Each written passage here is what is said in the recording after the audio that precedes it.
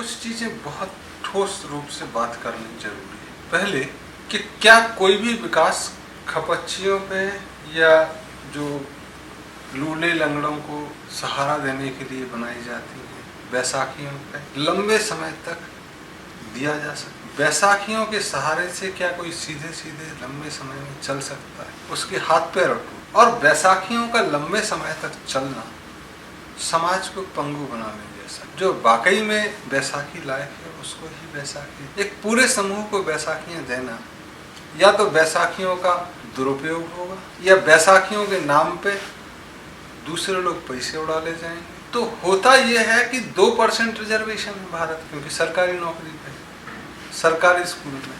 तो पूरे देश में सरकारी नौकरी कितनी? 120 करोड़ जनता। सबसे ज्यादा जो रोजगार है वो रेलवे में 13 लाख।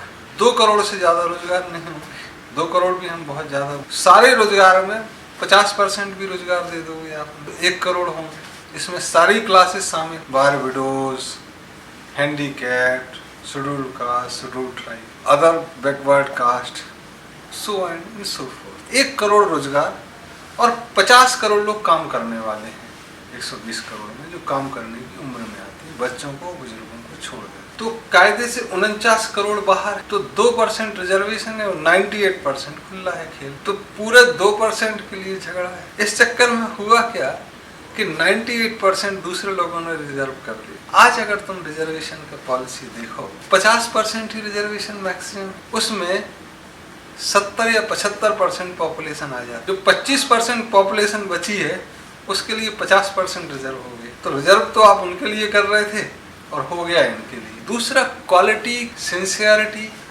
एफिशिएंसी आपने छोड़ दिया पैमाना। तो जो समाज का संपूर्ण विकास और समग्र विकास होना था उसको आपने दांव पे लगा दिया। किसी से सहानुभूति हो सकती है कि भाई उसका पैर टूट गया, इसको बैसाखी दे दो, लेकिन बैसाखी को आप लीडर बनाए और उसके पीछे सब चले तो पूरे समाज को पंगु बनाने जैसा होगा। तो क्वालिटी, एफिशिएंसी, और आपने कहा नहीं जो आगे होगा जिसको भी बैठा दोगे कुर्सी पे वो चला लेगा। बड़ा अजीब है।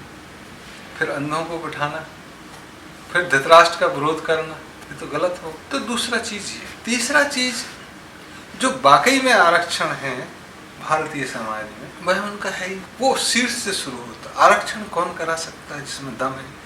जैसे रेलवे में आपके पास पैसा है तो आरक्षण कराते हो, हवाई जहाज में पैसा है तो आरक्षण कराते हो। गरीबों का आरक्षण थोड़ी ना होता है कि मेरे पास पैसा नहीं है और आरक्षण। तो ताकतवर का आरक्षण होता है, या जो न्यूसेंस क्रिएट कर सके। तो आपने एक पूरा का पूरा डाउन ट्रोडन कह के उनको ताकत दी और बाकी सब पंगु बन गए। तो समाज में जो सहयोग होना चाहिए था वो विरोध में बदल गया। जो उनके विकास के प्रति सहानुभूति होनी चाहिए वह नफरत में बदली, वह आपसी वैमनस्य को बढ़ावा देने वाली। और जो रियल में आरक्षण है कि मंदिर में पूजा मैं ही करूंगा, खाना पहले मैं ही खाऊंगा, तुमको मेरे पैर छूने, वो यथावत चल रही। तो जिनको आरक्षण का विरोध करना चाहिए था वो उसका फायदा ले रहे हैं, चाहे थोड़ा सही सही। कायदे से तो उनको कहना चाहिए नहीं, पूजा कोई भी कर सकता है। तो बजाय दूसरों के विरोध के खुद ठीक हो। तो पहला आरक्षण समाज में पूजा का आरक्षण जो खत्म करना हो। कोई भी पूजा कर सकता है, मंदिर कोई भी जा सकता है। मुझे एक घटना याद आती है कि पंजाब भटिंडा में मैं एक बार किसी सरकारी काम से गया था और वहाँ एक मंदिर था, बड़ा अच्छे सा लग रहा था, लेकिन चूंकि जल्दी में था इसलिए बाहर से ही मूर्ति को प्रणाम किया। तो हमसे एक सज्जन बोले, अंदर चलो ना, बाहर से क्यों प्रणाम कर रहे हैं? तो हमने कहा नहीं, यहीं से काफ़ी। चूँकि हम जल्दी में थे लेकिन वह कहा नहीं, हमने कहा यहीं से। बोले चलो ना, बाहर से थोड़ी ना पूजा हो। मैंने कहा नहीं, हमारे लिए यही अभी यही उचित है। बोले क्यों भाई, ऐसी क्या बात है? मैंने कहा जाति से शेड्यूल्ड कास्ट इसलिए अंदर नहीं जा रहा, हमारे पास भगवान जी यहीं आ जाते हैं, आप लोगों को अंदर जाने। तब वह सज्जन हमसे अगली बार नहीं बोले कि चलो, तब क्या, वहाँ के पुजारी थे। तो मंदिर जाना भगवान की प्राप्ति का मार्ग नहीं है, ये पंडित को भी पता है और बाकियों को। लेकिन आस्था के केंद्र में आप उन्हीं को अंदर नहीं आने दोगे और चाहोगे कि वो हमारी आस्था से जुड़े रहे, तो कैसे हो? एक तरफ आप धर्म परिवर्तन पे आवाज उठाते हो, दूसरी तरफ आप अपने ही लोगों का असम्मान करते हो। कोड ऑफ कंडक्ट एक अलग चीज। मक्का मदीना में जाना है तो सिर ढक के जाना, हरमंदिर साहब जाना है तो बाल नहीं गिरना चाहिए, इसलिए सिर ढका होना चाहिए, पैर की धूल अंदर नहीं ले जाना है तो पैर धुले होने। कोड ऑफ कंडक्ट अलग है। लेकिन आप अमुक अमुक है, नहीं जा सकते, ये तो भगवान की तौहीन है। भगवान ने तो ये नहीं है कि इस कलर का आदमी ही मेरा चेला होगा, मैं इस खास तबके में ही रखूंगा, यही कास्ट क्रीड मेरी चेली है, तब तो भगवान बहुत छोटा हो। अगर मैं कहूँ कि सिर्फ नरेंद्र अग्रवाल के घर में ही इस भगवान की कृपा है, या तो भगवान छोटा हो गया। अगर भगवान सर्वशक्तिमान है, अल्लाह ताला सर्वशक्तिमान है, तो फिर भेद कैसा? तब अनटचेबिलिटी चाहे मक्का मदीना हो या जेरूशलम हो या श्रीशैलम हो या तिरुपति बालाजी हो, यह भगवान की अवहेलना है। कोड ऑफ कंडक्ट, सफाई एक अलग मुद्दा है और साफ होकर जाना भी चाहिए। जब आप पूजा करने जाते हैं, गंदगी फैलेगा, तब चीजें जाके जो काम है वह ऊपर से शुरू होता, कोई काम नीचे से शुरू नहीं होता कि हमारा बच्चा करेगा फिर हम ठीक।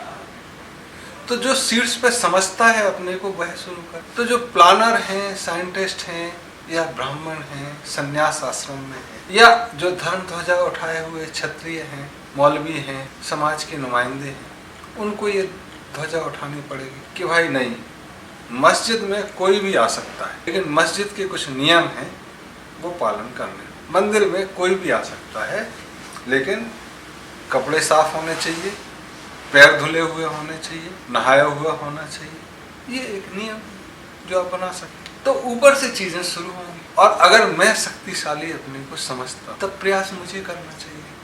तो अगर ब्राह्मण या तथाकथित पंडित या तथाकथित मौलवी या पादरी समझते हैं कि वह सीट्स पे हैं, तो उन्हें ही आगे बढ़ के ये काम करने होंगे, बजाय वह उन लोगों से विरोध झेले और फिर घुटने टेक के उनकी बात माने। अगर मेरे दादाजी मेरे सामने घुटने टेके तो मेरे लिए शर्म की बात, तब वह कहेंगे बेटा ऐसा ऐसा करो, ऐसा ऐसा करो, ऐसा ठीक है, हम भी कहेंगे हाँ जी आप सही कहें। तब सब बच्चों को बराबरी पे देखा जाएगा। तब दूसरे धर्म ग्रंथ पढ़ना भी शुरू हो सकता कि भाई मेरे को कोई डर नहीं है, अल्लाह ताला सब जगह एक है, मेरे से गुरु ग्रंथ साहब पढ़वा लो, बाइबल पढ़वा लो, मेरे को कोई फर्क नहीं पड़ता, मेरी जो समझ है वो ठीक है, मुझे डर नहीं।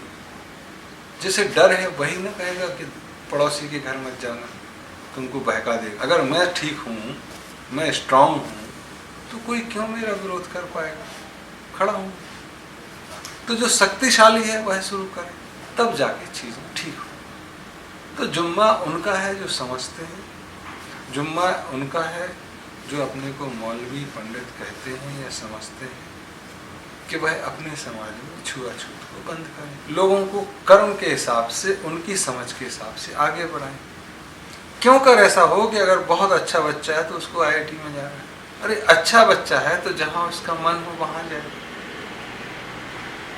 क्योंकि सब जगह अच्छों की कमी है। झाड़ू लगाने और झाड़ू बनाने में भी रिसर्च की गुंजाइश है, सफाई के काम में भी गुंजाइश है, सीवरेज डिस्पोजल में भी गुंजाइश है, और वहीं खाना बनाने के काम में भी गुंजाइश है। तो सिर्फ कंप्यूटर में सब लोग क्यों? लेकिन करेगा कौन? जो समझ का है, जो बड़ा है, वही तो मार्ग प्रशस्त करे, नहीं तो कल के दिन उनको हटा दिया जाएगा जब हम लोग बड़े होंगे। तो अपना बड़प्पन बनाए रखने के यह जरूरी है कि हम खुलापन लाए, लोगों को बढ़ने का मौका दें। तो जैसे लोगों का नुकसान होता तो किसी को गाली देते हैं, तो बढ़ेंगे तो किसी को तो धन्यवाद देंगे, और नहीं भी देंगे तो गाली तो नहीं देंगे। उतना करना, तब जाके ये चीजें बदलेंगी। कठिन है, असंभव नहीं।